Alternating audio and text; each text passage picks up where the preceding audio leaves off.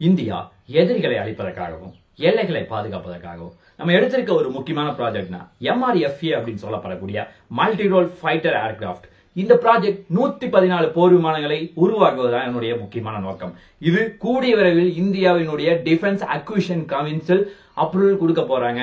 அப்படி அப்ரூவல் கொடுத்தா இந்தியாவுக்கு இது எவ்வளவு பெரிய உதவியா இருக்க போகுது, இந்த மல்டி ரோல் ஃபைட்டர் ஏர்கிராஃப்ட் அப்படிங்கிறது இந்தியாவுக்கு இப்ப காலகட்டத்துல தேவையா அப்படிங்கறதா ஒரு மிகப்பெரிய கொஸ்டினா இருக்கு.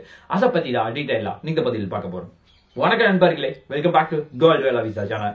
ஃபர்ஸ்ட் நம்ம பார்க்க போற ஒரு முக்கியமான விஷயம், நம்ம நாட்டினுடைய எல்லை பகுதியை ஃபுல்லா நம்ம கவர் பண்ணணும். அதுவும் பர்டிகுலரா சைனா, பாகிஸ்தான் ரெண்டு பகுதியுமே கவுண்டர் அட்டாக் பண்ணணும் அப்படின்னா நமக்கு நாட்டினுடைய படைபலம் அப்படிங்கிறது 42 வேணும். அதாவது ஒரு படைபலத்துல 20 போர் விமானங்கள் அப்படி கணக்கு போடும்போது கிட்டத்தட்ட 800 to 900 போர் விமானங்கள் இருந்தா தான் நம்ம எதிரியை சமாளிக்க முடியும். அந்த அளவுக்கு கெப்பாசிட்டி இந்த சிச்சுவேஷன்ல இருக்கா அப்படின்னு சொல்லி கேட்டா நிச்சயமா கிடையாது. சரியா சொல்லணும்னா இப்ப 31 மட்டும் தான் நம்ம கிட்ட படைபலம் அப்படிங்கிறது இருக்கு. அதை தாண்டி நம்ம கிட்ட இருக்க MiG-21 ஆகட்டும், MiG-27 இது எல்லாமே வந்து லைஃப் முடிஞ்சு ரிட்டையர்ட் ஆயாச்சு. இதை தாண்டி நம்ம கிட்ட இருக்க ஜாக்வார் ஆகட்டும், MiG-29 ஆகட்டும் இதுவுமே வந்து கூடிய சீக்கிரம் முடிய போகுது. சரியா சொல்லணும்னா 2030 போதெல்லாம் இந்தியாவினுடைய படைபலம் கிட்டத்தட்ட 25 ஆகிற கூட நிறைய வாய்ப்புகள் இருக்கு. அதை சமாளிக்கணும் அப்படின்னா இந்தியா வந்து ரெண்டு முக்கியமான விஷயத்த ஒன்னு போக்கஸ் பண்ணி ஆகணும். ஆல்ரெடி நம்ம கிட்ட தேஜஸ் MK-1A, தேஜஸ் MK-2 ரெண்டுமே வந்து உடனடியா ரெடி ஆகணும். தேஜஸ் MK-1A உடனடியா நமக்கு கிடைச்சிருமா அப்படின்னு சொல்லி பார்த்தா இங்க இருக்க சிச்சுவேஷன் படி, அதுவும் பர்டிகுலரா அமெரிக்காட்ட இருக்க அந்த டாரிஃப் இஷ்யூ அந்த மாதிரி விஷயத்தெல்லாம் பார்க்கும்போது நமக்கு உடனடியா இன்ஜின் கிடைக்குமா அப்படிங்கிறது ஒரு மிகப்பெரிய கொஸ்டினா இருக்கு. அதை தாண்டி இது எல்லாமே வந்து நம்ம நாட்டினுடைய படைபலத்தை ரொம்ப ஸ்ட்ரென்த்தா கொண்டு போகுமா அப்படிங்கிற கேட்டா மிகப்பெரிய கொஸ்டினா இருக்கு. அதை தாண்டி தேஜஸ் MK-2 அப்படிங்கிற ஒரு போர் விமானத்தை நம்ம பிரம்மாண்டமா இந்தியா வந்து சொந்தமா தயாரிச்சுட்டு இருந்தாலும் அதற்கான இன்ஜினை வெளிநாட்டுல இருந்து, அதுவும் பர்டிகுலரா ஜெனரல் எலக்ட்ரிக்ஸ் நிறுவனத்தினுடைய கூட்டு முயற்சியில HAL ரெண்டு பேரும் சேர்ந்து இந்தியாவில் தயாரிக்க போறாங்க. அது வந்து அவ்வளவு சீக்கிரம் நடக்குமா அப்படின்னு சொல்லி கேட்டா ஒரு $1 மில்லியன் கொஸ்டின் தான். இவ்வளவு பிரச்சனை இருக்கும்போது சைனா அந்த சைடு வந்து 5ஆம் தலைமுறை போர் விமானம், 6ஆம் தலைமுறை போர் விமானம், முக்கியமான போர் விமானங்களை திபெத்தியன் எல்லை பகுதியில நிறுத்தி வச்சிருக்காங்க. சரியா சொல்லணும்னா J-10, J-16, J-20 இந்த மாதிரி போர் விமானங்கள் இந்தியாவுக்கு ஒரு மிகப்பெரிய தலைவலியா இருக்கு. அதை தாண்டி பாகிஸ்தானும் அவங்களுடைய பங்குக்கு F-16, JF-17 இந்த மாதிரி பல போர் விமானங்களை அவங்களும் எல்லை பகுதியில் நிறுத்திட்டு இருக்காங்க. ரெண்டு பேரும் உடனடியா இந்தியாவை அட்டாக் பண்ண ஆரம்பிச்சா நம்ம ஒரு மிகப்பெரிய சிக்கலில் இருப்போம். ஆக்சுவலா இந்தியாவினுடைய வருங்கால ப்ராஜெக்ட்ல AMCA ஒரு பக்கம் வந்து இந்தியா டெவலப் பண்ணிட்டு இருந்தாலும் இந்த சைடு வந்து உலகத்துல இருக்க பெரிய பெரிய வெளிநாட்டு கம்பெனியை இந்தியாவுக்குள்ள கொண்டு வந்து இந்தியா வந்து சொந்தமா மல்டி ரோல் ஃபைட்டர் ஏர்கிராஃப்ட 114 தயாரிக்கணும் அப்படிங்கிற ஒரு மிகப்பெரிய ஒரு முயற்சி நடந்துட்டு இருக்கு. இதற்காக வந்து கிட்டத்தட்ட ஒரு $18 பில்லியன் இருந்து $20 பில்லியன் வந்து ஒதுக்க போறாங்க.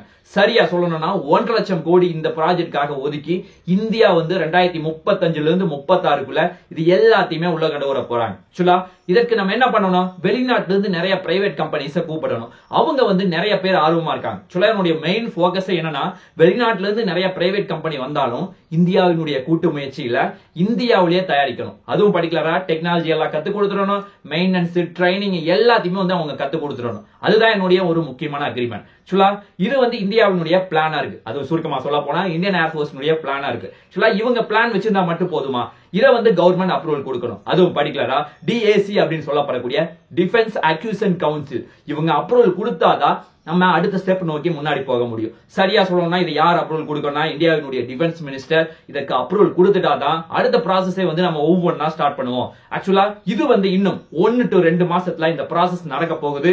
அப்படி நடந்துச்சுன்னா உலகத்துல இருக்க பெரிய பெரிய வெளிநாட்டு கம்பெனி எல்லாமே இந்தியாவுக்கு வர போறாங்க.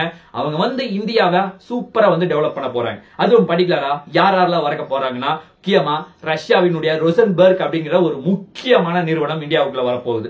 அவங்க வந்து நமக்கு எந்த மாதிரி போர் விமானங்களை தயாரிச்சு கொடுக்க போறாங்கன்னா MiG-35 ஆகட்டும், Su-35 ஆகட்டும் இந்த மாதிரி போர் விமானங்களை அவங்க தயாரிக்கிறதுக்கு ரொம்ப ஆர்வமா இருக்காங்க. அதை தாண்டி டெசல்ட் ஏவியேஷன் நிறுவனம் ரஃபேல் போர் விமானத்தை தயாரிச்சு கொடுக்கறதுக்கு அவங்க ஒரு பக்கம் ஆர்வமா இருக்காங்க. ஆல்ரெடி நம்ம ஒரு 36 போர் விமானம் வாங்கி இருந்தோம். அதை தாண்டி 26 வந்து மெரைன் வகை ரஃபேல் வந்து வரப்போகுது. இது எல்லாத்தையுமே தாண்டி அவங்க வந்து ரொம்ப ஆர்வமா இந்தியாவுக்குள்ள தயாரிக்கிறதுக்கு ரொம்ப பிஸியா இருக்காங்க. இருக்காங்க அப்படிங்கறதா ஒரு நிதர்சனமான உண்மையா பார்க்கப்படுது. அதை தாண்டி அமெரிக்காவினுடைய போயிங் நிறுவனம் அவங்க உள்ள வர போறாங்க. அதுவும் பர்டிகுலரா FA-18 சூப்பர் ஹார்னெட் அப்படிங்கிற ஒரு போர் விமானமாகட்டும், F-15EX ஈகிள் 2 அப்படிங்கிற ஒரு முக்கியமான போர் விமானமாகட்டும், இது ரெண்டையுமே தயாரிச்சு கொடுக்கறதுக்கு அவங்க ஒரு பக்கம் ஆர்வமா இருக்காங்க. இன்னொரு சைடு வந்து லாக்கெட் மார்டின் வந்து F-21 அப்படிங்கிற ஒரு வேரியண்டா உள்ள கொண்டு வரதுக்கு ரொம்ப ஆர்வமா இருக்காங்க. ஆக்சுவலா இது வந்து F-16 உடைய ஒரு முக்கியமான அப்கிரேட் வெர்ஷன் தான் F-21 அப்படின்னு சொல்லப்படுது.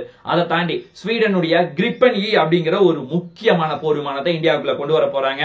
அது மட்டும் கிடையாது, ஸ்வீடனுடைய சாப் நிறுவனம் இவங்கள உள்ள வர போறாங்க. ஆக்சுவலா இவங்க எல்லாருமே உள்ள வந்து புதிய புதிய போர் விமானங்களை தயாரிக்க போறாங்க. அதை தாண்டி டைபோன் அப்படிங்கிற ஒரு முக்கியமான ஒரு ஃபைட்டர் ஜெட் இருக்கு. ஆக்சுவலா அதை வந்து தயாரிக்கிறதுக்கு உலகத்துல 3 to 4 கண்ட்ரி கம்பைன் பண்ணி இந்தியாவுக்குள்ள வர போறாங்க. அதுவும் பர்டிகுலரா UK ஆகட்டும், ஜெர்மன் ஆகட்டும், இட்டாலி ஆகட்டும், ஸ்பெயின் ஆகட்டும், இவங்க எல்லாருடைய கூட்டு முயற்சியில இது எல்லாமே வரப்போகுது. ஆக்சுவலா இத்தனை கம்பெனிஸ் வந்து உலகத்துல பெரிய பெரிய நிறுவனங்கள் இந்தியாவுக்குள்ள வர ரொம்ப ஆர்வமா இருக்காங்க. அவங்களுக்கு தெரியும் இதுல வந்து யார் வந்து சக்சஸ்ஃபுல்லா பண்ணி கொடுக்குறாங்களோ வருங்காலத்துல இந்தியாவுல ஒரு மிகப்பெரிய மார்க்கெட் அவங்களுக்கு இருக்கு அப்படிங்கிறது தெரியும்.